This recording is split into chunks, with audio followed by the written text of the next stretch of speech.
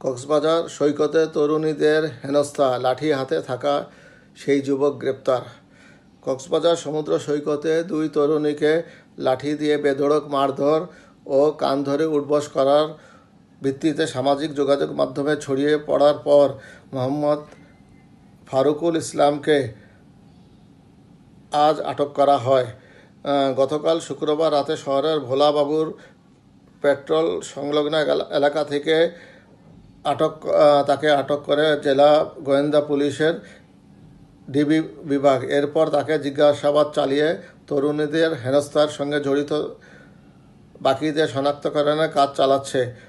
আটক মোহাম্মদ ফারুকুল ইসলাম চট্টগ্রামের লোহাগড়া উপজেলার চুন্তি এলাকার বাসিন্দা মাজেদুল ইসলামের ছেলে। তিনি মাদ্রাসা ছাত্র। কয়েক বছর ধরে তিনি শহরের ৯ নম্বর ওয়ার্ডের পাহাড়ছড়া এলাকায় থাকছেন।